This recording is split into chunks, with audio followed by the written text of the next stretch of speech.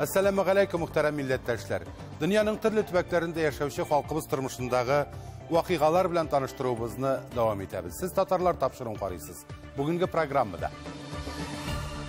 Şəxslər səhifəsində oxutuşu cəmiyyət işləkçisi İlduz Sağdiyev. Oxutuşu da Abdullah Bey'dədir indi. İlduz sen oxutuşu bulursan indi. Əmrəmdən sonra 7 klası bitirgəçdə, o vaxtda 7 klas 9 yıllık doğuluyum. Ben Peduşilişçiğe okurğa geldim. Оренбургылар татар халкының үсеш стратегиясы белән танышты. Минем иң зур теләкләрем берсе вакыттан да бу килүнең сыйфатын булды. Уфада татар теле һәм әдәбиятыннан республика бәйгесе тәмамланды. Үз алу эшләү нәтиҗәсендә генә без шушындый күләмдә, республика күләмендә олимпиадаларга чыга алабыз. Абай дәрес вакытында бөтен программада биреп бетерә алмыйбыз укучыга.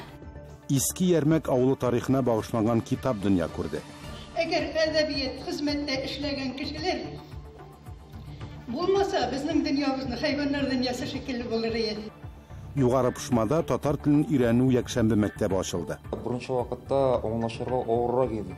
Чөнки анда диалект мәсьәләсе дә бар инде. Шул мәсәлән мотык татарларын алганда анда бездә бер сүз, бер мәгънәне бирсә, аларда шул ук сүз башка мәгънәне бирә. Татарстан Республикасының һәр районында үз аксакаллары бар. Район тормышы өчен янып киеп яшәүчеләр, һәр вакыйга өчен чын күңелдән борчылучылар.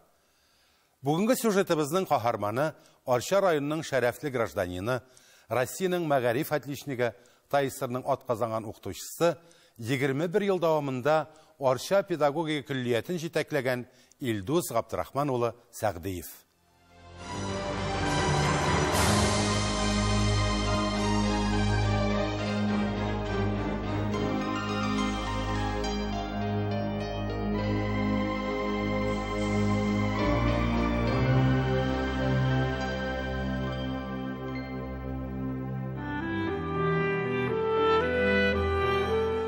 83 yaşını ваклаучы Илдус ага бүген дә нәкъ элеккечә. Һәр даим актив хәрәкәттә. Районда аны белмәүче кеше юктыр мөгаен. Ул Арчаның шәрәфле гражданины. Сүздә генә түгел, бу һәм башка бик күп зур дәрәҗәләргә фидакар хезмәте белән лаек булган шәхес. 1998 елның октябрь ayında Әлифба авторы Сәләйгат Атович Вагызовка 90 яшь юбилей. Аның иптәше Рәмзи апай Валитовага 85 яшь. Менә шул юбилейларын уздырырга мәгариф министры Фарис Вахразович Харисов килде, тагы зур кунаклар килделәр дә. Инде бу Әлифба авторларын мәңгеләштерү хисабыннан чыгып, буе белән чыгып, ниндидер музей кебек әйбер оештырып карыйк әле дигән фикергә килдек тә, менә шуннан соң инде җыя башладык без. Әлифба ул туган теленең Коръәне. Галимҗан Галимановның бу сүзләре белән берничек тә килешми мөмкин түгел. Бөтен дөньяга данлыклы Әлифба музее да Илдус ага Сәгъдиевның исеме белән бәйле. Менә бу музейның тип нигезен салучы материалны башлап бирүчеләр шушы Әлифба авторлары менә Сәләйгат Атович Вагызов һәм Рәмзия Гыйләҗевна Валитова. СССР Европаның бөтен республикаларына бандероль белән Әлифба тарата башлыйлар. Барлыгы 80 илгә. Бу илләрнең музей җитәкчелеге дә үз чиратында үз әлифбаларын Арчага җибәргән. Илдус Габдрахман улы Сәгъдиев 1936 елның 25 декабрендә Биектау районы Урал авылында дөньяга килә. 12 йортлы, 12 хуҗалыклы авыл. Менә сәнем шаккаткыч 12 йортлы кичкенә генә авыл, әйме? Шул 12 йортлы кичкенә генә авыл мәктәбендә без 1-нче, 2-нче, 3-нче, 4-нче класста 22 бала утырадыр идек. Хәзер менә шушы 12 йортлы түгел, 200 йортлы авылларда да хәзер 22 укучы бала. Әлбәттә, бала чагыннан ук укытучы булырга хыяллана. Кичкенә генә авыл мәктәбендә шкаф тулы китабы. Менә төн буе шәм яктысында, керосин лампасы яктысыннан соң укып, шуларны укып. Аннан соң инде менә укымаган яки начар укый торган үзебезнең иптәшләргә сөйлибез шуны. 7-нче сыйныфны тамамлап, Казандагы педагогия училищесына укырга керә. Ул чакта Орчада училище барын белми идем ди. Аннан педагогия институтында белем ала һәм Орча педагогия училищесына математика укытырга кайта. Әллә кайчан төзелгән, инде 19-нчы гасырда ук төзелгән бинаны ул рәтләп, ремонтлап шунда педучилищеның эшен оештырып, баракларда укыдырыйк әле без ул вакытта. Бараклар бар иде. Әйме? Вот. Тулай тараклар юк инде ул. Менә гәрәй шуны оештырып, үзе директорлыктан киткән вакытта ул миңа васият итеп әйтеп калдырды ул. Илдус, менә пед училищеның киләчәген булдырасыгыз килсә, яңа зур бина кирәк. 1982 елда җир участогы алып, барлык укытучылар белән җыелышып, яңа бинаны 3 ел дәвамында төзиләр. Заочный аспирантура булдырдык үзебездә. Һәм безнең 15ләп укытучыбыз диссертациялар яклап, филология фәннәре кандидатлары булдылар, тарих фәннәре кандидатлары булдылар. Директор вазифасына күтәрелгәч, Илдус ага педучилище тормышына күп кенә яңалыклар кертә башлый. Авыл мәктәпләрендә музыка җыр укытучылары юк. Теләсә кем укыта. Авыл мәктәпләрендә физкультура, чын физкультура укытучылары җитми. Әйдә. Рус тел укытучылары җитми. Татар тел укытучылары өчен кирәк шәһәр. 1992 елда безнең педагогия училищесын педагогия киллияте колледж дип исемен үзгәрттереп, Татарстанда, бына түгел Россиядә Орча педагогия училищесы иң беренче киллият колледж статусын алдык без. Колледжга яңа сулыш эрдереп, Татарстан Республикасы һәм Россия авылларына шул кадәрле зур ихтыяҗ булган яңа белгечлекләр буенча укытучылар чыгара башлыйлар. Пенсияга чыккач та ул район тормышы өчен актив хезмәтен дәвам итү нияте белән Бердәм Россия партиясын булдырып җибәрә, аннан ветераннар советы эшен оештыра. Әлбәттә, татарның үсеш стратегиясе турында да сүз кузгалттык. Ләйсән Равиловна, сәнем стратегия аның менә максаты, төп фикере дөрес стратегия, татар халкының үсеш стратегиясын булдыру бик дөрес ул, кирәк ул. Аны biraz алданрак та кирәги ул. Чөнки без бик күп әйберләрне югалттык. Менә шуңа күрә үсешне мин шулай күрәм инде сәнәмиме. Иң беренче чиратта менә үзебезнең татарлыгыбызны саклау өчен, әйме, ул гаиләдә телне саклау булырга тиеш инде ул. Сүздә юк, әйме. Вот, саклау өчен менә иң беренче чиратта мәгариф өлкәсендә менә элек кайчандыр булган әйберләрне киңәйтергә, булдырырга, мәдәният өлкәсендә дә шулай юк. Информация чаралары өлкәсендә дә шулай юк. Хатыны Флора ханым да гомер буе Орча педагогия колледжында химия укыткан. Алар инде 56 ел бергә гомер кичерә. 2 ул, 1 кыз тәрбияләп үстергәннәр. Шушы яшьмә җитми дә мин аның кадәр хөрмәтен яратуын сизеп яшим менә. Чынлап та. 56 ел яшибез, һәм анда кадәр хөрмәтен яратуын сизеп яшим хәтта менә. Аллаһка шөкер. Кызурак та инде, конечно. Бөтенесе вакытында кирәк инде ашау да что иде. Бөтенесе теге кайтып керсә, бөтенесе әзер булсын инде. Кайын менә һәман эштә инде кеше. Кайта тиз генә ашарга кирәк, тагын чыгып китәргә кирәк. Илдус ага әле дә район тормышы өчен янып киеп яшәвен дәвам итә. Орчада узучы бер генә вакыйгага карата да битараф түгел. Флора белән аларга киләчәктә дә матур тигез гомерләр насыйп булсын. Ләйсән Хаҗиева, Татарлар, Орча.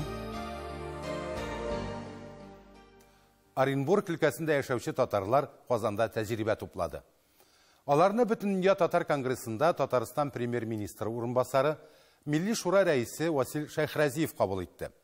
Ул кунакларны хәзерге вакытта республикада эшләнүче татар халкының үсеш стратегиясе белән дә таныштырды. ТАССРның 100 еллыгына әзерлек барышы хакында да сөйләде. Икенче көнне милләттәшләребез Бөтен дөнья татар конгрессы башкарма комитеты агзалары һәм Татарстан мәгариф һәм фән министрлыгы вәкилләре белән очрашты.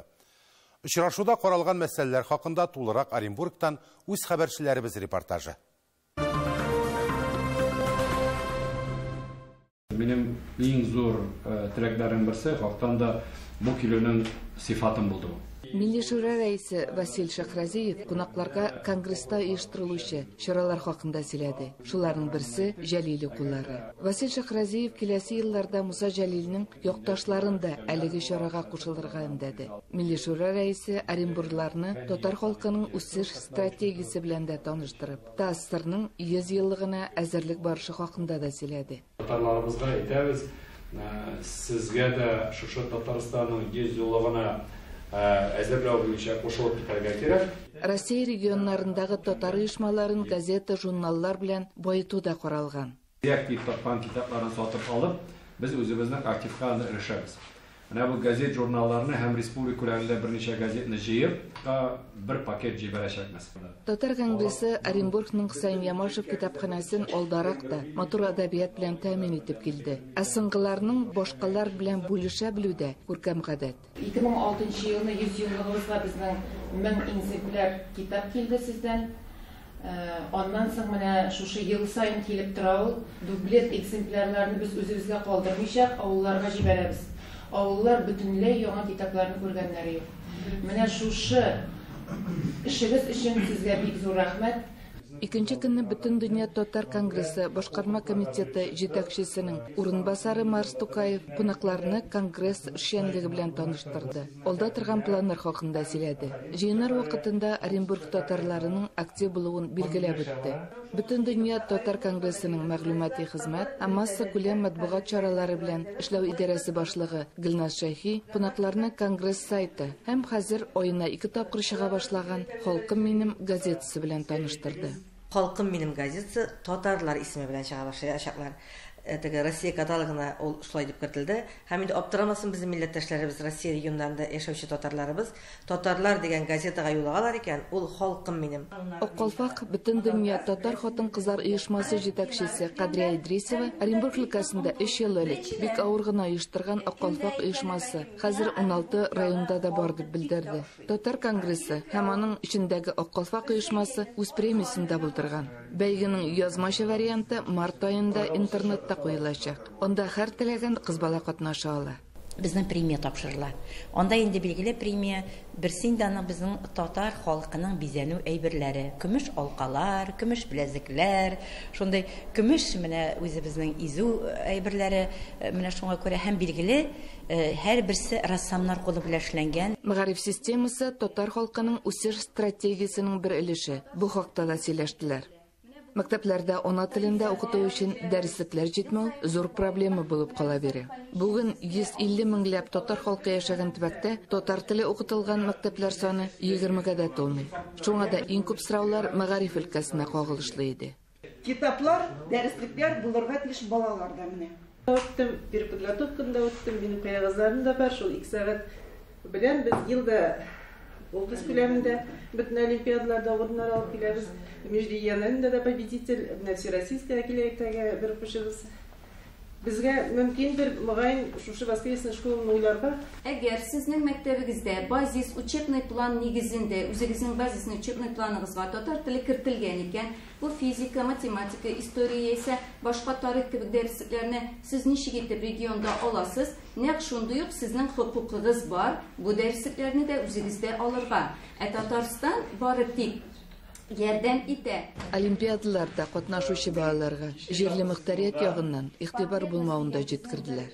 Автономиядан бер нәрсә дә юк. Аларга да бер грамота бирсәләр, алар куаналар. Гомумән Оренбург каласы ул безнең киләчәктә милләтебезне оеткысы булып тагында киңрәк җәйләргә дигән фикердә торабыз һәм әлбәттә моның өчен безнең бөтен мөмкинлекләребез дә бар. Фикерләр төрле һәм алар уйланырга мәҗбүр итә. Әле бит аның теге лекциялардан соң яңадан сораулар бирәбез. Күп мәгълүматлар алдык инде үзебезгә кирәкле, файдалы. Бөтен дөнья татар конгрессы Әгәр дә инде нинди генә проблемаларга мөрәҗәгать итсәм дә, алар миңа ярдәм итәчәгенә инандым. Күп проблемалар эшкә чыкты. Шушы проблемалардан инде безгә кайтып, өлкәгә бер ярты елда биш решать итеп бетерә кирәк барсында. Монда безнең проблемалар килеп чыкты бу китаплар белән, татар мәктәпләре белән. Киләчәктә дә Оренбурларның стратегия хакында туган фикерләре белән таныштыруны дәвам итәрбез. Оренбур өлкәсеннән Фирүзә Абсалямова, Татарлар. Сез Татарстан Яңа Гасыр каналында Татарлар тапшыруын карыйсыз. Программабызның икенче өлешендә. Уфада татар теле һәм әдәбиятыннан республика бәйгесе тәмамланды. Үз алы эшләү нәтиҗәсендә генә без шушындый күләмдә, республика күләмендә олимпиадаларга чыга алабыз. Ә дәрес вакытында бөтен программаны биреп бетерә алмыйбыз укучыга. Иске Ярмәк авылы тарихына багышланган китап дөнья күрде. Әгәр әдәбият хезмәттә эшләгән кешеләр булмаса, безнең дөньябызны хайваннар дөньясы шикелле булыр иде. Югары Пышмада татар телен өйрәнү якшәмбе мәктәбе ачылды. Беренче вакытта аңлашырга авыррак иде. Чөнки анда диалект мәсьәләсе дә бар инде, шул ук мәсәлән мотык татарларын алганда анда бездә бер сүз, бер мәгънәне бирсә, аларда шул ук сүз башка мәгънәне бирә.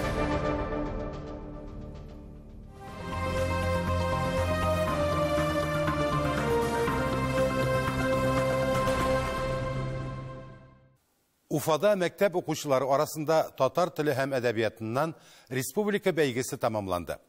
Быелгы олимпиадада Башкортстанның күпчелек район һәм шәһәрләреннән 115 укучы катнашты.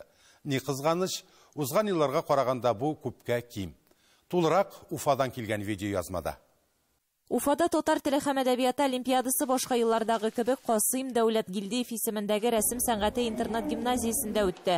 Төрле районнардан килгән балаларга һәм аларның укытучыларына биредә бәйгегә әзерләнүгә дә яшәү өчен дә уңайлы шартлар булдырылган. Быел 8-11 сыйныф укучылары татар теле һәм әдәбияты буенча викторина башкардылар. Сочинение яздылар һәм диалогта сөйләшү булды. Татар теле һәм әдәбияты олимпиадасында 8-11 сыйныф укучылары көч сынашты. Мин туган телне 2 сыйныфтан башлап өйрәнәм. Туган телне белергә кирәк, чөнки ул әти-әниләрнең, әби-балаларыбызның, халыкның теле. Берничә тел белеп тә, туган телне белмәсәң, андый кешенең абруе булмый. Олимпиаданы йомгаклау чарасына Мәгариф министрлыгының җаваплы хезмәткәрләре, Бөтен дөнья татар конгрессының Башкортстандагы вәкиле Олег Лукманов, Башкортстан татарлары конгрессы башкарма комитеты рәисе Захир Хакимов, Бөтен дөнья татар конгрессы рәисе урынбасары Марс Тукаев, Ватаным Татарстан газетасы журналисты Рәшит Минхач һәм югары уку йортлары мөгаллимнәре килгән. Алар олимпиадада җиңгән балаларга һәм аларның укытучыларына дипломнар һәм истәлекле бүләкләр тапшыра. Сәнгатьле укуда җиңеп чыккан укучылар бик уста итеп шигырьләр сөйли. Башкортстанда татар теле һәм әдәбиятының татар телле мәктәпләрдә укытылуы кимүе күзәтелә. Күп кенә авыл мәктәпләрендә хәтта татар теле һәм әдәбиятын рус телле мәктәпләр программасы буенча укырга күчергә мәҗбүр булдылар. Бу олимпиадада авыл мөхитендә яшәп һәм телне яхшы белгән балалар рус мөхитендә шәһәрдә тәрбияләнгән балалар белән бер программа буенча көч сынаша. Мәктәптә инде атнасына бер татар теле һәм бер әдәбият укытыла. Бу бик әз, без күбрәк менә алып килгән укучым белән инде дәрестән тыш чараларда өйрәнәбез, өйгә дә чакырып әзерлим инде күп очракта менә үз алы эшләү нәтиҗәсендә генә без шушындый күләмдә, республика күләмендә олимпиадаларга чыга алабыз. Ә дәрес вакытында бөтен программаны биреп бетерә алмыйбыз укучыга. Олимпиаданы йомгаклау тантанасында бәйгедә көч сынашкан татар укучыларыннан тыш Чуаш, Мари һәм Удмурт милләтеннән булган укучылар да катнашты. Иң башта рус мәктәпләрендә татар телен фән буларак укучылар арасында узган бәйгегә йомгак ясалды. Аннан соң татар мәктәпләрендә укучылар арасындагы җиңүчеләр билгеләнде. Иң затлы бүләкләрне татар укучылары алды. Аларны Марс Тукаев тапшырды. Ул 24 укучыга планшетлар бүләк итте. Олимпиадада катнашучы бер татар укучысы да бүләксез калмады. Моның өчен Казан кунаклары барлыгы 600 китап алып килгән. Гөлия Садыйкова, Рузил Имамов, Татарлар, Уфа. Самар өлкәсе Камышлы районы Иске Ярмәк авылының Халик Садри исемендәге мәдәният йортында авыл тарихы китабын тәкъдим итү кичәсе узды. Шәхесләр язмышы, чырлар, дәврләр, кан кыйгыч хәлләр. Горурланырлык нәселләрне иченә сыйдырган әлеге китапны хәбәрчеләребез дә барлады. Вакыйга урыннан безнең репортаж.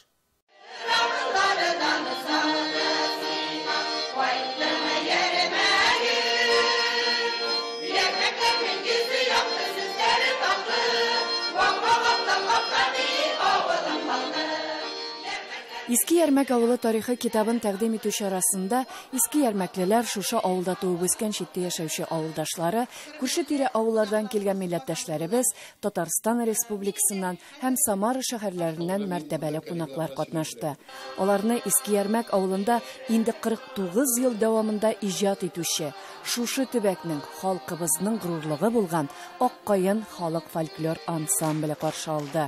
Бүген бездә шундый зур бәйрәм. Ниһаять, ничә еллар буена көткән Иске Ярмәк авылы тарихы китабы инде дөнья күрде. Безгә мирас итеп калган телебезне, милли хисләребезне, милли рухыбызны саклар өчен тарихны белеп кирәк. Минем сүзләрем әгәр дә сезнең йөрәкләргә барып җитсә, мин шат һәм бу китап юкка язылмаган дип уйлыйм. Милләтебез югалмасын иде. Балаларыбыз татар телендә шушы язылган мәкаләләр укып, киләчәктә шушы булган хаталарны, гыйбрәтләрне аларны кабатламасыннар иде. Дөньябыз тыныч булсын. Бу китапның дәнәсе барлыгы 300 дәнә. Шулай бит? Ул 300 дәнә нәрсә ул? Ул Ярмәк авыл халкына да җитми. Шуңа күрә ул китапны меңләп, 2000ләп язып чыгара кирәк. Авыл мәдәният йорты сәхнәсенә күтәрелгән һәркем Иске Ярмәк авылы тарихы китабы турында җылы сүзләрен җиткерде. Кадерле авылдашлар, без карт кеше озак яшәмәбез. Рәхмәтемне әйтеп каласым килә. Әгәр әдәбият хезмәттә эшләгән кешеләр булмаса, безнең дөньябызны хайваннар дөньясы шикелле булыр иде. Шуңа күрә бигрәк тә менә тарихыбызны, нәселләребезне тырышучы, күтәрүче кешеләргә иксез-чиксез рәхмәтләребез күп. Илләргә тынычлык, патшаларга сабырлык биреп, рәхәт дөньяда яшәргә насыйп итсен балаларыбызга. Менә безнең бәләкәй генә китап булса да, Балыклы авылыннан да басылды, Байтуган авылында да мәшлай бәләкәй генә булса китап салынды. Аны безнең Тәскир апа бар, ниндә яңа Усманда үзенең дә бер бәләкәй генә брошюрка ясап бергән ишлай. Безнең менә шул язучылар бар, но менә шундый менә нык тирән казып машиналы тарихлы китап ул менә беренче генә дип мин уйлыйм. Район башлыгы Иске Ярмәк авылы тарихы дип аталган китапны чыгаруда катнашканнарны рәхмәт хатлары белән бүләкләде. Альберт Борханов китапның авторына Бөтендөнья татар конгрессының татар милләтенә күрсәткән хезмәтләре өчен медален тапшырды. Бер төркем Иске Ярмәклеләр конгрессның рәхмәт хатлары белән бүләкләнделәр. Фәрит әфәндегә шулай ук Ленин комсомолына 100 ел ордены һәм таныклыгы да тапшырылды. Иске Ярмәк авылында яшәүче прапорщик, отставкадагы хәрби Али Султанов Сәйепҗан совет гаскәрләрен Афганистаннан чыгаруга 30 ел медале белән бүләкләнде. Сез беләсез, 15 февральдә беренчедән безнең бөек Тукай белән бергә икесе Муса Җәлилнең туган көне. Шуннан соң 15 февральдә менә монда сезнең бер Афган җигетегез дә, мин үзе Афганистанда үзем. Афганнан безнең Советлар Союзының гаскәрләре чыгуына 30 ел була. 40 ел була быел анда керүгә һәм 30 ел.